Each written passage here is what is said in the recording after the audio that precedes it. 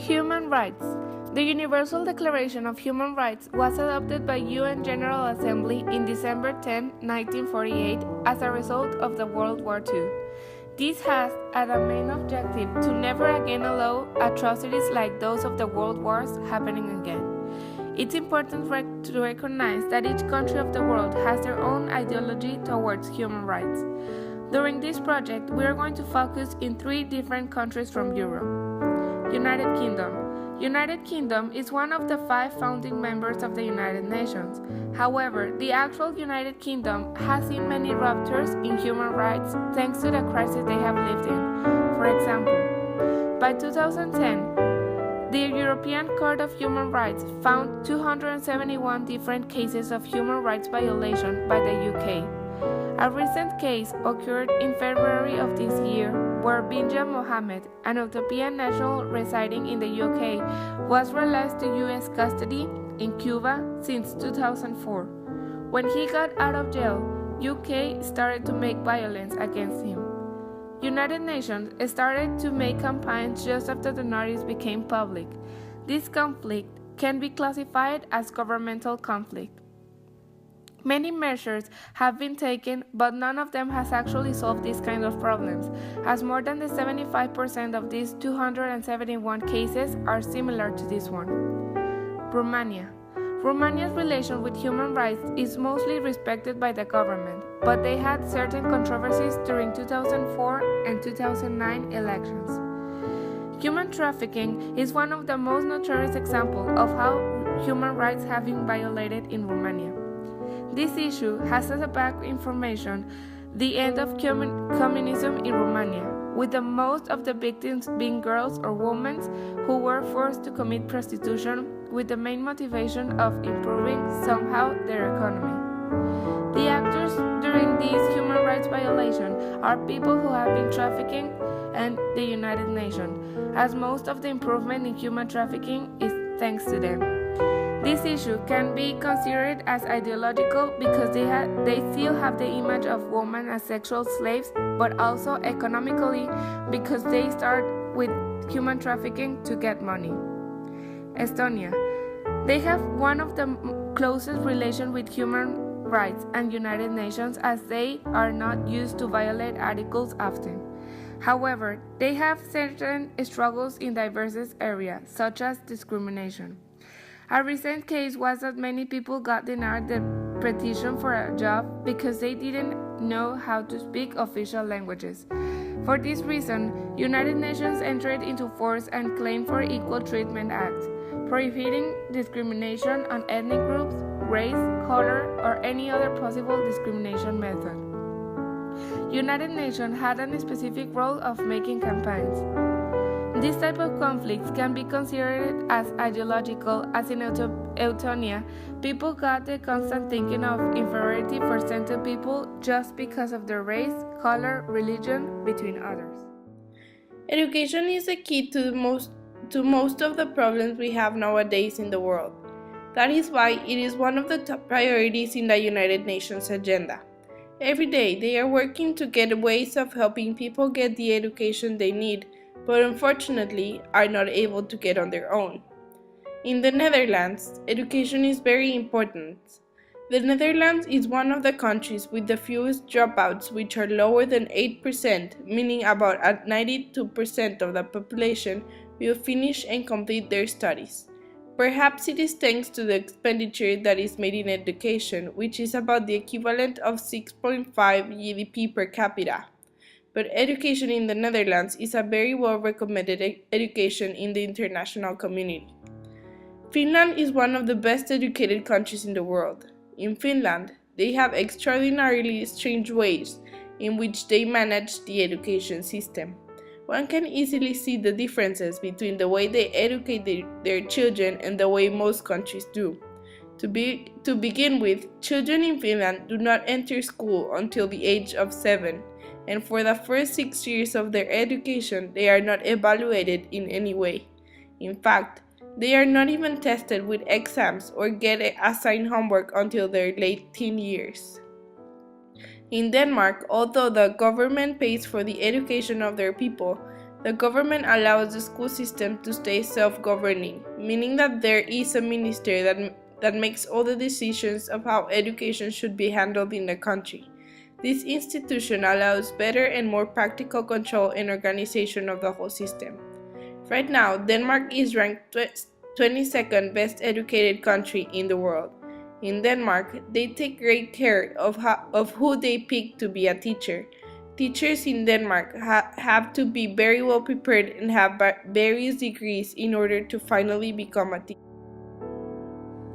Poverty are the conditions where people's basic needs for food, clothing, and shelter are not being met.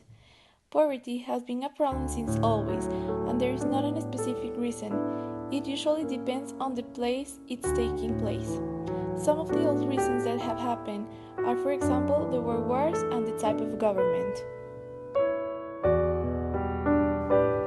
In Germany, there are more poor children than adults, but this has increased since 1995, and it's still happening now.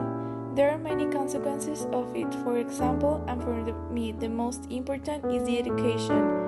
If kids are not educated, how will they can improve in life and get jobs? One of the places with the worst poverty level, and the main reason is the unemployment that Greece is passing through. And many pages of internet says that more than 120 million of its residents are at risk of poverty. The number of Russians with incomes below the poverty line increased by 3.1 million in the first quarter of 2015. In total, some 22.9 million Russians now have income below the subsistence level. France's human trafficking. France, with more than 75 million of tourists from all around the world per year, is the most visited country in the world by foreigners with different cultures, ideologies, languages, and nationalities. This country has also the third largest income in the world due to the tourists that attracts the Eiffel Tower, the love language, their food, and for being the city of love. The motivations are obvious when we talk about human trafficking. It is all about money. The city of love is known by giving a huge amount of money human trafficking produces, generating more than 32 billion euros for their traffickers annually. No country in Europe has actually not been affected in some way, due to the huge variety of ways in which they can interact with the situation. Some of the countries can be source countries, some can also serve as transit areas, and finally, other countries work as destination countries. The majority of the victims in France come from the former USSR and the Balkans, Bulgaria, Romania, Moldova, Russia, and Ukraine. Others have also been brought from South America with destinations to France, Italy, Spain, or Portugal. But France is not standing still against this situation. There's a project to prevent the risk of human trafficking. This project is run by 2 NGOs to aid potential victims to provide resources of the care of victims of trafficking. Italy's human trafficking. Italy is a transit and a destination country for children, women, and men victimized by human trafficking for forced labor and commercial sexual exploitation. For this country, some source countries are Romania, Nigeria, Bulgaria, Albania, Moldova, Russia, and Ukraine. Baby cells are common in Italy too, creating an easy and comfortable way of making big quantities of money fast and easy. The country is meeting international standards for the trafficking protocol to help the protection of the human trafficking victims. This gives them a temporary residence and combines civil society initiatives with government support to help those in need. Spain's human trafficking. Spain is a destination and transit country, in where at least 50,000 people are victims of human trafficking. The main profiles at risk situation of being a victim in Spain are those in between the ages of 18 and 32 years old with Romanian nationality, or those in between 33 and 42 years old with Brazilian nationality. In this country, 45% of the victims come from Europe, 47% from America, and 7% from Africa. It is sad but true that 1 of 20 victims of human trafficking inside Spain are only detected.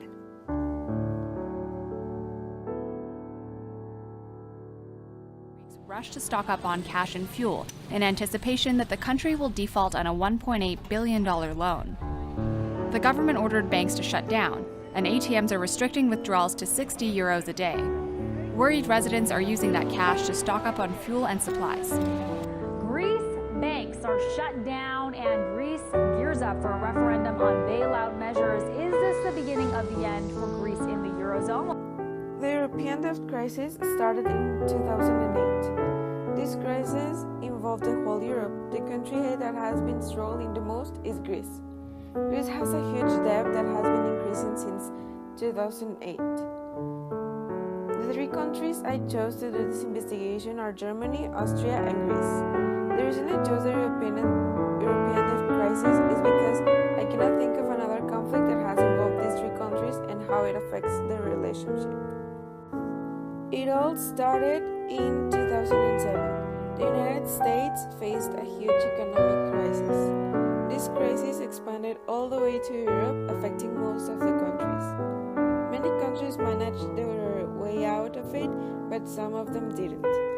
Not all of European countries are debt-free, but the amount varies. Germany, for example, has one of the best economies in Europe and the world, even though they were also affected in this crisis. On the other hand, Greece had the worst of it.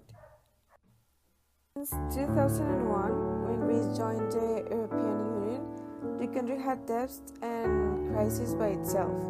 Then, in 2010, the International Monetary Fund, the European Central Bank, and the European Commission supported Greece with €270 billion in bailouts.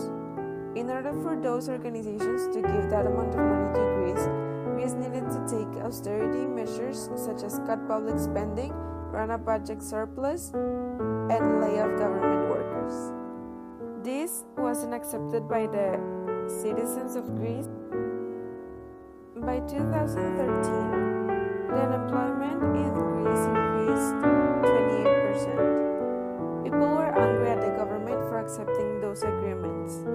When the Syriza party was elected in January 2015, they told the people that they would leave the agreement.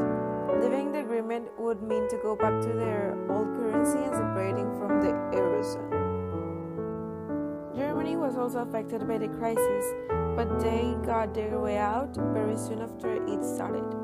During the economic crisis, the demand of German exports decreased. That way, the country's GDP was in decline. They got back on track, changing the destinataries of the exports from well-developed countries like the United States to developing nations. Even China increased their buying of German exports. Austria did not have it that bad during the crisis. The long-standing tradition of the strong social partnership system in Austria was an asset in overcoming the crisis quickly. Ever since that, Germany has had one of the best economies in the world, with the 4th place and Austria too having the 11th. Nowadays, both big important countries in the European Union have been helping Greece to come out of the crisis. In Greece, Germany is being hated, just as its Chancellor Angela Merkel. Germany has many power in the European Union, and so has Angela Merkel. She has been taking many decisions about what is going to happen in Greece. There are even some studies that say that Germany profited from the Greek crisis.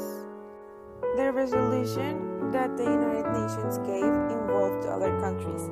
As members of the UN and EU, Germany and Austria have to leave a little of their sovereignty. Every problem of a country that is in the EU is a problem of every country.